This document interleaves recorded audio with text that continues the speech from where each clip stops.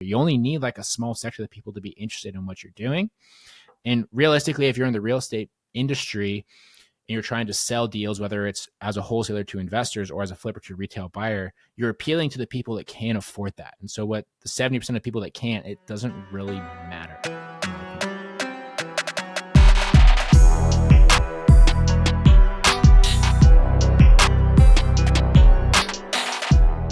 What's going on, guys? Happy New Year's, Collecting Keys listeners. I was going to say family, but I don't know all of you. I don't know if I want to be your family. That is weird. That's weird. Do you want to tell them that you love them too? When there's like a love like you, a bro. brand Love you guys. that calls everyone like their family. I'm like, I get what you're saying, but you might not even like me, and I know Dan doesn't like you, so it's fine. What do we call it? What do you like they have like a group like Alex Ramosi. See, that's like good Mosey though, right? Nation. Like, but he has like a marketing team that he pays a lot of money to come up with good names for stuff. We don't do that, so everything we do is cringy. So I was saying like Keys Con, which I think is a good that's name. an event that we put on. The Keys Clan. That's getting a little Keys Clan. KKK-ish. I don't want to go there. That's not do you good. do 2Ks? That doesn't sound Keys good. You're right. Clan? Yeah, Key. No, we're definitely not doing that. Yeah, we should not. Anyways, guys, welcome to 2024. If this is your first time to Collecting Keys, I am Mike DeHaan, here with my co-host Dan Austin, and as you can tell, we like to talk a little rubbish from time to time, but this is a show for people that want to learn to make massive income, not just passive income from their real estate investing businesses. And that's what we like to dive into on these shows. So this Wednesday show is the Mike and Dan show, and this is the episode where we kind of talk about business, real estate investing as a whole, what the market's doing, and whatever else we feel like for that week. Dude, I don't think anyone knows what the market's doing, but I was. It's so different. This is like such a good example right now. Like this moment in time is a good example of like how hyper local real estate is. Why are you saying that? Would you just Google that you pulled up? No, I'm just listening to the folks in our scale community and the different coaching calls and different coaching things that we do, and just generally listen to other investors and our partners and seeing, because we have a footprint that we market and do sales across the nation, and you can see some markets just popping off. You can see some markets that are dead. You can see some markets that are average. And there's not necessarily, I would say, a rhyme to the reason, because, generally we've seen the Southeast be a really strong market the last 12 months, comparatively speaking to other states. But then there's like little pockets of the Southeast that maybe aren't so hot. What's weird is like there can be areas that are within a stone's throw of each other that are completely different. So like, in our national marketing acquisition business that we run, we're in several markets in the Southeast. Two of them are very close to each other. So we do some stuff in Memphis, just north of Memphis, and we do some other stuff that is down south in Mississippi, basically just across the border. Because if you guys aren't from the Southeast, Nashville and Mississippi share a border. I wouldn't know that if we didn't work there. Yeah. They're real close. Yeah. They're but almost if you were to drive sister. between the two towns that we work in, they're like 3 hours. Like they're not close, but not crazy far. Yeah. Literally one of the markets is absolutely on fire. The other one is bone dry. I don't know why. Like the market values are typically the same. The type of conversations are typically the same. The problems people experience are typically the same. But there's just like a massive disparity in lead flow, in like quality conversations and deals getting signed around. And it just is kind of a weird sort of situation. And then even we're in a handful of different properties in Florida. It's exactly the same thing. There's like these different areas of Florida that we're in there within a couple hours of each other. Some of them will be just extremely hot, and the other ones, we can't get a deal to save our life. And I don't know why, like we don't even get any calls really from some of the other ones. And it's just interesting, and going into next year, I don't know. I do think that, this year, going into 2024, I do think that generally the real estate market will improve. I feel like we're in this spot, right? When like you probably don't know this because you've not been a new skier for a while, but I picked up skiing as an adult. When you're skiing though, or you're a snowboarder and you're transitioning from edge to edge, and there's this like brief moment, if you don't do it fast enough, you're kind of on this flat spot on your skis, which is not a safe spot to be. It's uncomfortable if you stay there, right? But typically you don't, as you get better, it doesn't even exist. But when you're first new, you're like me, when I learned as a 30-year-old from a 4-year-old, I found that flat spot. It's just, there's no control. You can't really feel where you're going. You have no direction.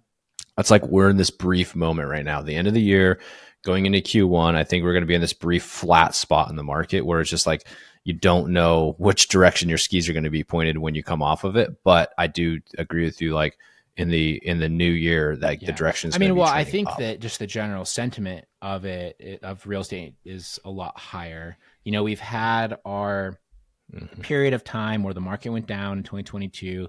We've had the high interest rates. We've had everyone kind of like pointing at each other, waiting to see what's going to happen next. And I think that that's gone on for long enough. People are kind of just comfortable. And so it'll start to increase. And then we have, you know, these sentiments from the Fed saying that they're going to drop interest rates this year, which makes sense. It's an election year. You know, the Democrats are going to want to bring those rates down so they look as good as possible going into the next election cycle. And so they're going to be intrinsically motivated to do that. And so they will. And I mean, I think that it'll only take some really small interest rate shifts for all of a sudden the buyer pool to start getting super hungry again, you know, because. Absolutely. And like part of that too, if you think about it, is like there's some people that lost their butts recently, like, or they lost a good chunk of their money. So those people naturally in a down market, that happens, right? Some people like shake out because they were pushing too hard, but there's still like a good amount of money sitting on the sidelines that are ready to deploy because people didn't want to lose their asses. And so they're going to be getting hungry and tired of sitting on the sidelines, or they had 3 or 4 flips they were sitting on for the last 4 or 5 months.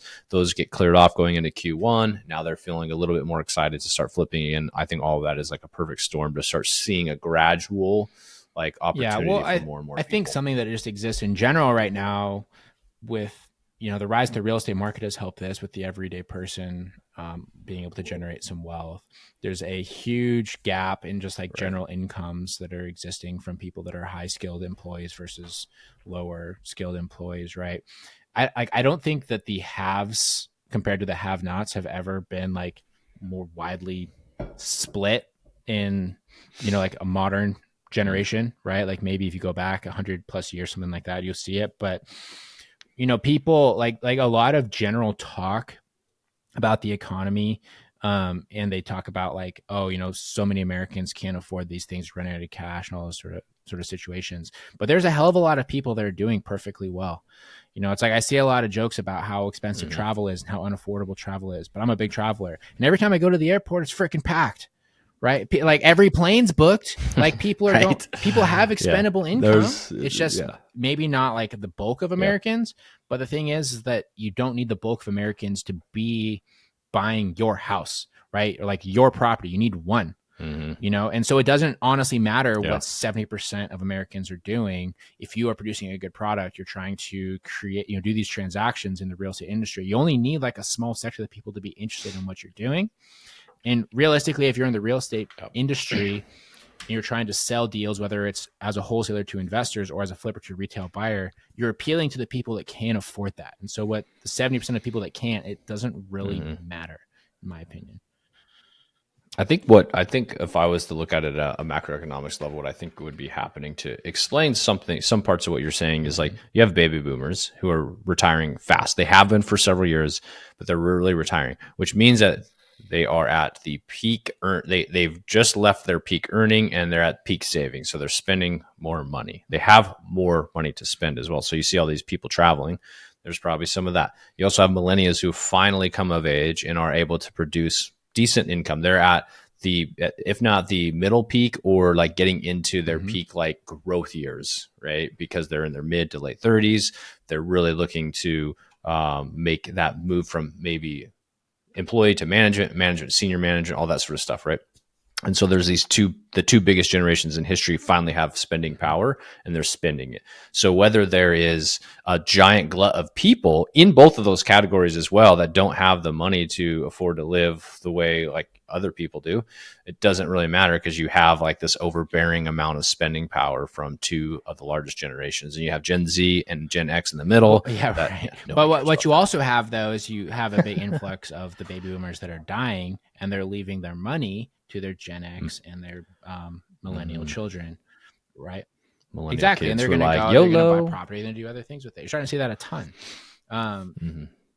Yeah. Some wealth transition, right?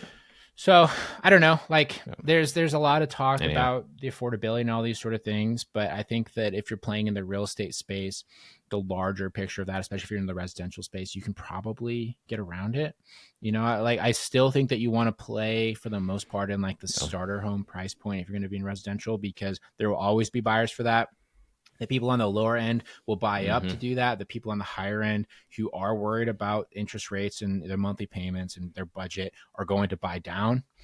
Yep. And you know, like just like for sure, as always, be careful in like that sort of middle upper class price point, you know, where you're getting into monthly payments of $3,000, $4,000, $5,000 a month, because that is going to be something that even if it is affordable for people, they're probably going to be a little bit cautious about jumping into those. So absolutely. Yeah. And you don't want to have to sit and hold those, you know, unless you know exactly what the hell you're doing in your experience. There can definitely be a lot of money made at that tier of the market, but comes with a lot more risk. Yeah. You know, who knows? We'll see. But we got a bunch of closings lined up for January. I mean, we already have 10 lined up for the month, and like that are all stuff that we signed around last month, and we haven't even really started acquisitions for this month yet. So, you know, things are starting out with a good clip. We've been having a lot of quality conversations when they do come in. Like our lead flow in general has gone down, but our quality of leads has gone up, which has been interesting. You know, I think the biggest challenge we're facing right now is just dealing with hiring for some of the different roles that we're looking for. So if you are interested in working for us, you should send an email to admin@collectingkeys.com. We are hiring an acquisition manager to work for us remotely to come and close deals, you know, that we're looking to wholesale across the country. And then we're also looking for a disposition manager to come and help us move some of those deals as well. So if you're interested in that, just throwing that out there, admin@collectingkeys.com. We'd love to chat with you. For sure. I mean, we're a fabulous company to work for. I think we're a decent company. Our turnover is generally very low. People don't come and go very fast. You know, some of these other smaller companies or other operations, you see a lot more people coming and going, firing, hiring, all that sort of stuff. Yeah. I would say we're not an easy company to work for. Like if you're looking to come and like screw around, that would be hard. Just like, we're not gonna no small business can have that, right? And you really have to have everybody, you know, that's the cool thing about our team. Like you have to have everybody kind of hitting on all cylinders. Yeah. And I mean, if somebody that wants to come in and learn about real estate or be involved in a real estate business doing a lot of transactions, you know, we can definitely do that with you. And you get to be involved in their scale community as well as a perk of that. So, but yeah, so we've just been navigating that, which is always a challenge. I mean, I hate hiring in general right now with all the different platforms and stuff that they have out there, because like as we've grown our business to a pretty decent staff size, we have 17 people that work for us now. There's like, I'm starting to realize just how much of a freaking scam so many of these different hiring platforms are on both sides, on like the business owner and the, you know, I would say the applicant side, like the business seeker side. And I always see these posts on Reddit and different things of being like, it's impossible to find a job right now. Like I sent out 500 applications. I didn't get a call back. This isn't because people don't want you. It's because the platforms are freaking trash. Like honestly, as like the business owner, they probably put your application behind a very expensive paywall that I don't want to pay when I don't even know if I want you yet. Right. Or they limit the number of people that we can even get. And even if people apply, right, that are beyond like that amount that we're already paying hundreds of dollars a month to be able to see, we don't see it until we pay them hundreds of dollars more a month. So like literally, like if you go on Indeed, it can be like, okay, cool. Here's your 50 applicants that you get for this insane amount that you just paid. And the 50 gets filled up right away. And it's very difficult to go through because it's very clunky. And then the next 50 that come through after that, I don't even get to see them until I pay them more money. It's ridiculous. And I'm like, it is a scam. It's a scam racket, dude. We got to go. You know what we got to do? We got to go back to Craigslist. Because that's actually like a legit job board, because it doesn't do any of that. They charge you $25 every time you post a job, $25 flat fee. Yeah. That's not a problem. And guess what? Then you get people that they basically can apply directly from your ad, and it just goes into your email inbox. Like that's a legit hiring board, except for, to be honest, some of the people you find on Craigslist these days are not. Well, they're no less qualified than the other ones that, you know, and here's the other thing that's done too. So I list this sales job that we're hiring for. 3/4 of the people don't have applicable experience. So they're taking up all of my all my credits. All your They're a credits. freaking SaaS salesperson. I need a real estate acquisitions person. I'm like, what is this? Yeah, it's almost like you have to like put in there who should not apply. You know what I mean? Like if you were this, don't apply. But then people still do it anyway. You know, it's then you probably get dinged with like an EO complaint too. God, we're not equal opportunity. It's just such a dumb process. I mean, like, I don't know. This is the problem when the tech companies rule everything. It's just, they rule the hiring board versus, they rule the algorithms for the media that we're exposed to. It's like, that's one of the big things in the influencer social media space, which unfortunately we are a part of now, is we go and we do stuff on Instagram and just sort of seeing the variation of like views that your reels get, or like the amount of exposure things get. And here's the thing, guys, if there's people that you've seen recently that have very quickly blown up from being like, a certain number of, say a couple thousand followers, 10,000 followers even, to like suddenly they have 100,000, they 100% bought followers, because that is not possible. Yeah, that's not easy if they're not like a super hot chick, or they don't do something that's just like super, I don't know, outlandish or something that goes viral. Like they're not actually like that person 100% bought followers. Right, I can guarantee it. Yeah. If they're just like every other dude on there, talking heads, like they, especially how many like white dudes, and we're guilty of this as well, are on there just like talking about business and stuff, and you go and you look, and you're like, there's so no many of way us out there. 35,000 people follow this person, and then you go and you look at the reels, like, well, yeah, they got 800 views. Of course, that doesn't follow them, So it's, but like even it's funny, even with like some of the larger people that do have legitimate followings. I saw a post, it was from Brandon Turner the other day that had been out for like a day, and it only, he has 100,000 plus followers. The thing only had, it was like 600 likes. And I was like, if you look at it perspective wise, I remember when his used to always have like 25,000. Yeah. Yeah. So you're absolutely right. Yeah. It's an interesting process for sure to see that. And then you're right, the tech company's kind of controlling a lot of that platform. So they're controlling your exposure to some extent. Ideally, like what Elon is doing at X is he is really trying to push it to where the community drives who sees the views. I don't know how that works. Nobody's seen my Twitter stuff or my X stuff. So it doesn't, I'm obviously not liked by the X community right now. That's what they want on there now. Yeah. I know you got to say some hateful stuff. Well, in theory, what he's saying is that won't happen because people won't like that. Absolutely. People but maybe love it, though. opposite of that is gets the people going. Because like, remember, I don't know, like, what do you think? Like, so I don't scroll Twitter often, but like, obviously I'm writing my posts on there when I have thoughts. And so the one thing I will notice, and maybe it's just because I do have certain followers that, I guess see other stuff, is I feel like Twitter used to be pretty hateful, and now it doesn't seem like there's as much hate. I've like literally I don't know. I could be totally I don't know. Yeah. Really? Yeah. I've been scrolling it like this last couple of weeks, especially because like I'm, typing, whatever. And I'm like, oh, let me check what this is about, and I have like, I don't know how many people I follow on there. And it feels like there's less hate. I just don't really care about that platform. I have one because our marketing. Go ahead and call in and let me know. But I hate it. You're not going to care about it until it's the big one. It was the big one 15 years ago. It was the big one before Obama got elected, dude. I will disagree. I'll agree to disagree with you on this one. I think it has the potential to do more than it is now. I don't think that you don't care. Because everybody thought Facebook was never going to die. Look at that thing. That thing's Stone Age crap.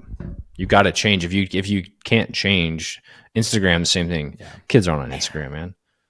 Middle-aged millennials like us are on Instagram. I think that the age of sort of like modern social media like that is on the way out, because everything shifted towards like the short form video content, or that's been so huge. Well, that's what it did. But now I feel like it's getting away from that even, because the problem with the short form video content is so impersonal, and you're starting to see like less engagement, those sort of things. And, I don't know. YouTube's always been huge, but YouTube's a right? different kind of consumer like that. Like That's YouTube true. there's people that like sit and watch TV, like especially kids, or like, I know a lot of people that are like, oh yeah, they're like really into these YouTubers and they watch these like 30-minute videos they make.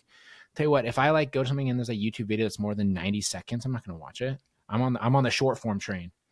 Yeah. My kids like the YouTube stuff. My son likes to watch diggers dig holes in the ground on YouTube Kids. So yeah. So, but the thing is, like the tech companies too, though, like they can start to influence the real estate market, because we had that lease to own. You're saying that you're having problems because Zillow didn't want to show it because it was a FSBO, right? Yes. By owner. Yeah.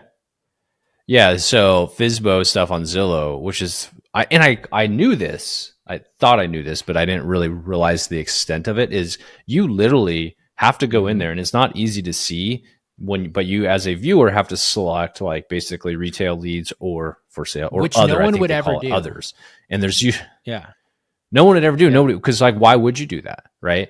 I could see if you wanted to filter the other way, where you only got to see the for sale by owners or other types of listings, but they would also would Mm-hmm. fall into the other category. No, they don't do it, and they make it kind of hard to see just on the platform. It's grayed out, all this stuff.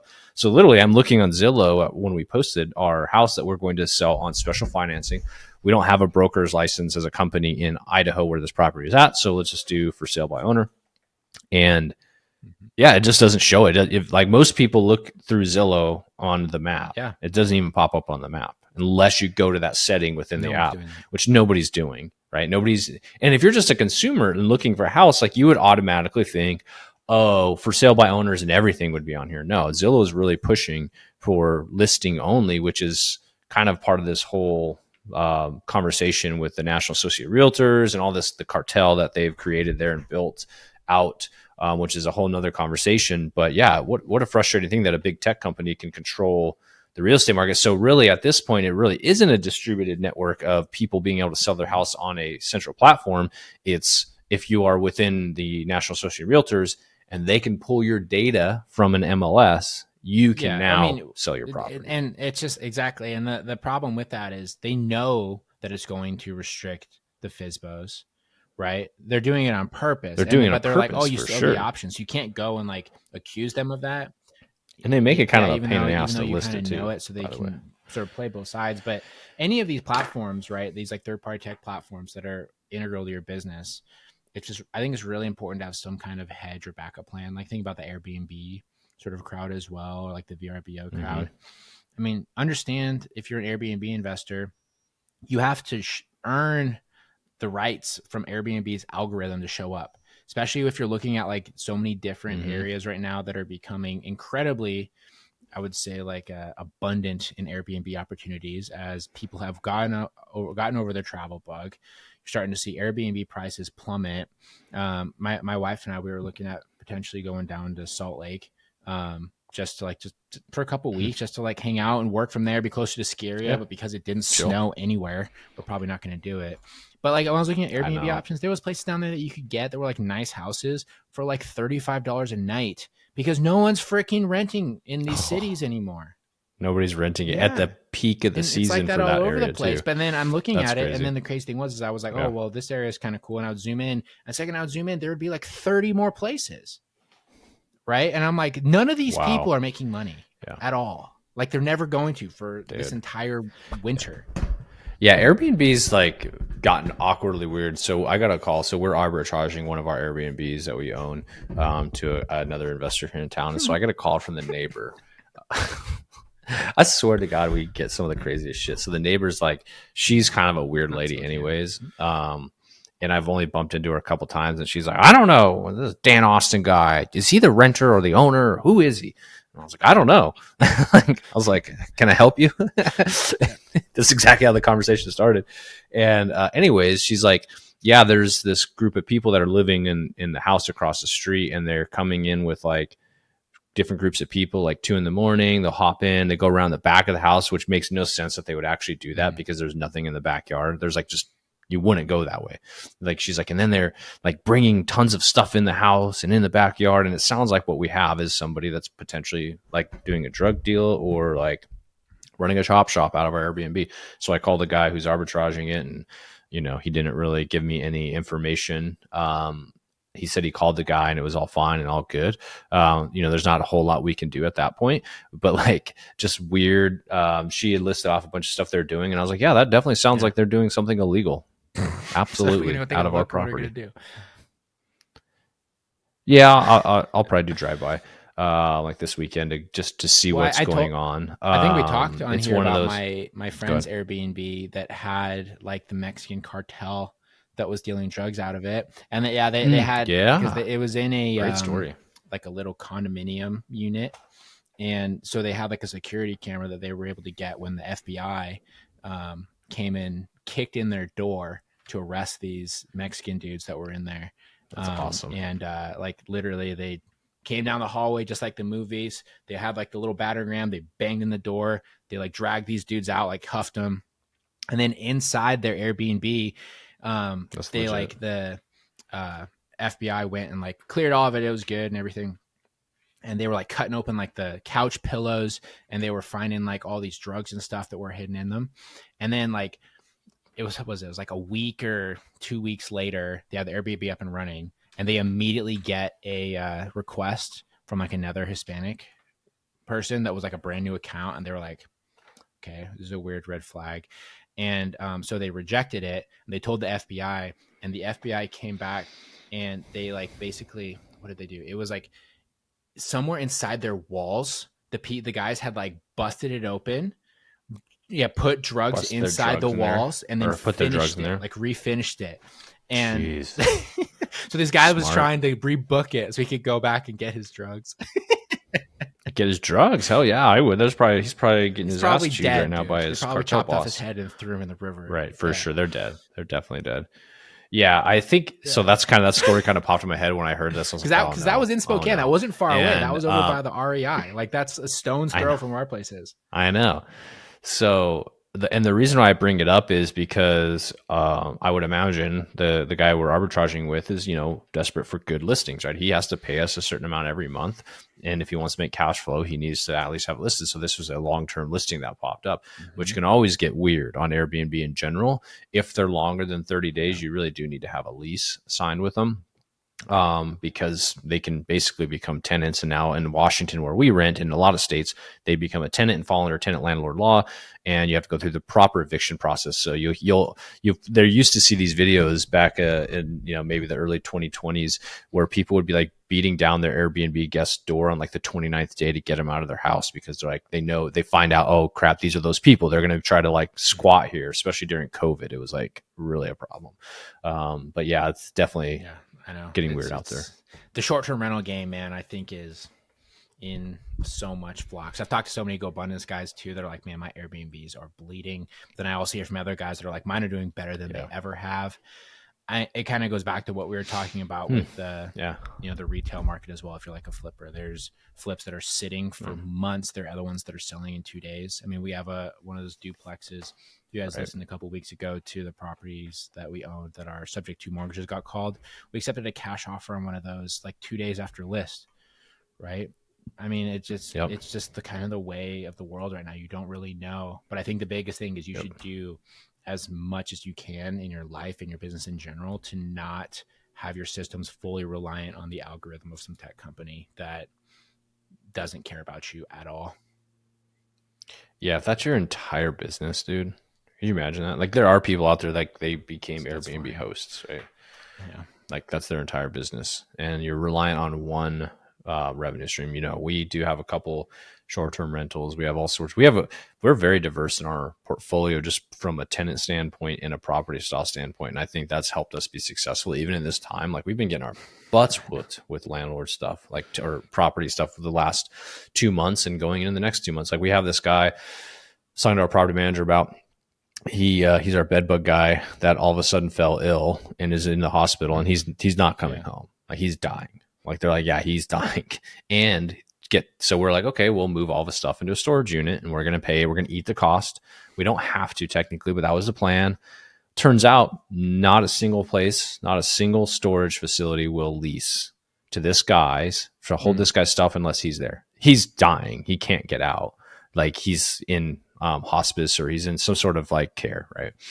And so then the property manager's like, well, we'll put it in our name. And they're like, yeah, we're not letting you do that for 2 months. You have to sign a full like 6 or 12 month lease, which I'm like, what is so stupid, right? Like there's probably a huge market for these short-term things, right? Then you could have like one of those like auctions that they show on TV, right? It'd be fun. People get all of his bed bug stuff that they buy at auction. Well, we bombed. Yeah, no shit. We bombed it. It's all clear. But the problem with this situation is, okay, so turns out the guy has some electronics. That's all he cares about. He's like, bring me my electronics. I don't know what that means, but apparently it's a lot. Everything else, he's like, I don't give a shit about. Like, he's dying, right? So somehow we're going to deliver him. I'm imagining like one of those like old like badass like stereo systems with tower speakers and like projectors and like all this weird stuff that this guy's probably into, like audio visual stuff, and it's going to get delivered to his hospital. That's what he wants, man. Like that's what he requested. So he's going to get it. It's his dying wish, and then we're just going to pay to junk out everything else. But the problem with that is okay, so he's not going to be able to pay us back. The dude's dying. He was on Section 8 housing anyways. So we had to pay the, whatever it costs for the bed bug treatment. And then we're going to have to pay the cost to junk this place out. And then because the dude was pretty dirty, we have to do a full gut rehab on this unit. All that to be said is, who do you charge? Nobody. You be sympathetic Nobody. to the fact There's that nobody. the You guy's just have to dying. eat That's what it. you're supposed to do as like a good human. But as a capitalist, that's terrible. But even if we charge him, right? So he's on Section 8 housing. He doesn't have two nickels to rub together, and he's dying. What are you gonna put like a bad mark on his credit and give him like to collections? His cell phone's probably gonna get shut off. Actually, I don't even think he has a cell phone. I think they're having to communicate with him through the social workers. So it's just an interesting, we're gonna have to shit show, to say the least, of weird things that can happen when you're talking about owning a portfolio of properties. And why I'll go back to my point I just made earlier, is like having diversity of that, of your income from in your portfolio is really helpful. Like, although we're getting our butts kicked here, we have other income sources coming in. We have our steady Eddie single family homes that are rented to the state that they just pay through ACH every single month. I'm grateful that we actually have a good property manager to deal with a lot of that shit now. I know. They're calling me and they're like, what do you want to do on this, that, and the other? And I was like, I don't know. Like, sounds like you guys got a good plan already. Like, you don't, they're being nice and letting me make the decision, but it sounds like they're already doing the right things. They're collecting rent. They collected a bunch of back rent from a guy and like, just doing a really good job. So it's only taken us 5 tries. In this game. So if you have property managers and you're like, man, my property managers, I think they suck. If you think that, they do. You can go and find somebody better. Yeah, like, they do. Yeah. Exactly. There are good ones out there. It took us a while. We've had problems. If you've listened to this podcast for the last couple of years, you'll hear our woes. Property management, in-house property management outside of our company, we've lost a lot of money dealing with it. And that's why I always recommend, like, find a property manager, interview them, ask them questions, and then give them 1 or 2 properties. Don't give them your whole portfolio right away. We've never done that. Unfortunately, like the property manager we had before that, we gave them a couple properties, including this property with the bed bug guy on it. And they cost us a pile of money. If we gave them the whole portfolio, who knows what would have happened as far as cost. I think that's a great money sort loss. of tip there is if you're trying to try a new one, don't just give them their whole portfolio at once. Try them with a couple of properties. It's much easier to clean up that mess than if they convert over 25 units. But absolutely. And treat them just like anybody else in life. If they aren't meeting the expectations that you've agreed on, fire them. I mean, who cares? Totally fine. Doesn't matter. If they're like, well, you signed an agreement with me, who cares? Like, tell them to pursue it. Like, if they're going to lose you money, when they're not going to manage the property, at least to the expectations you guys have agreed on, then don't worry about it. You have the ability to stop working with whoever you want to stop working with. So, but cool.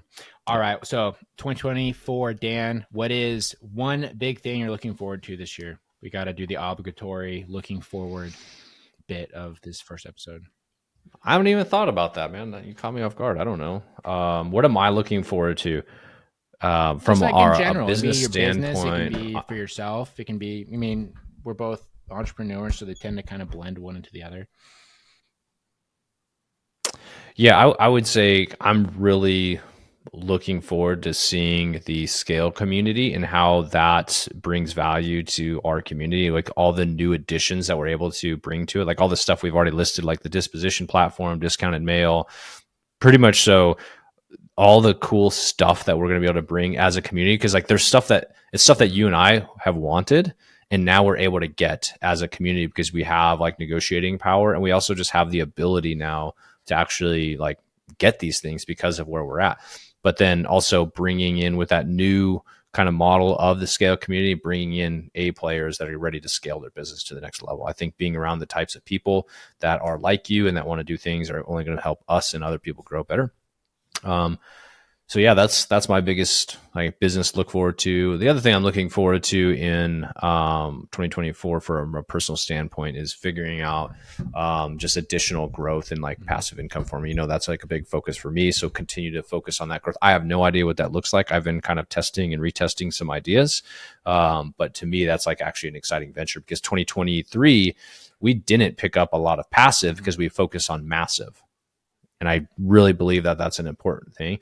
And so as we continue to grow our massive income, how do I find those awesome opportunities to invest in passive income things? And I was actually, while I was in the gym yesterday working out, I was thinking about in my head, like the numbers, like if you just made like 50 grand a pop a year, like that's all you could, extra money you had, and you're investing that in syndications over like 10-year period, what would that cash flow look like from a passive standpoint? Because when you put money into a syndication, and 50K is usually like the bare bottom limit, like they're usually higher than that. But if you could do 50K into a syndication, what would that look like as those things started rolling over and you started having big exits and you started getting some cash flow on some of these deals? Like that's like the ultimate Absolutely. passive income. I mean, that's something that I'm personally interested in. So is exploring more of those options just because, we own a lot of rental properties, which has been fine, but there's always just ups and downs. And I personally, it's not as passive, right? Yeah, if you're and truly there's looking the for wealth passive generation parts of long-term real estate holding. Like you get the debt, you get the appreciation, all sorts of things. But for me, now that we have like a business that has grown so much, I'm like more interested in like how can I truly get passive income, even if it means less net return, but it's something that I don't have to stress about anything. So no, that's cool though. Yeah, I guess for me, looking forward this year, my on my GoBundance one sheet last year, my theme was it was the year of the CEO, and I was really trying to figure out how to evolve into that role because when we started last year, I mean, it was you, me, and 2 sales guys pretty much, and now we have a team of 17 people across everything. Yeah. And so my goal was to learn how to evolve into like a leader in that sort of position. And I personally feel like I've done a pretty good job. I don't know if you feel the same way. But now I'm looking forward to having a full year of growing and expanding and optimizing that skill set and that role within the company so that we can like continue to do more things. Cause like it took the first 6 to 7 months to sort of like get comfortable with that. And so now having a full year doing that, I think would be awesome. So I'm really excited about it, but yeah. So awesome. Well, good stuff. And then the scale community is going to be sweet too. That little brand shift that we changed from the instant investor program to the scale community is going to be super rad. I'm super excited. We've already had a ton of outreach. We've had some really heavy hitters that decided to jump into the group as well. So if you're interested in, I think that just makes it so much better, right? And that's what we're going for, right? Is being around the like-minded if you're people. a investor that's doing, between 1 to 4 deals a month and you're trying to figure out how to do more deals while not having to work in your business as much, go to collectingkeys.com/scale and you see if you're a good fit. Put a little application. We'll hop on a little interview with you and we'll see if it makes sense for you. But awesome. Well, thanks guys. We appreciate you joining us on this first Mike and Dan show of 2024. You guys have a great one out there and we'll talk to you next week.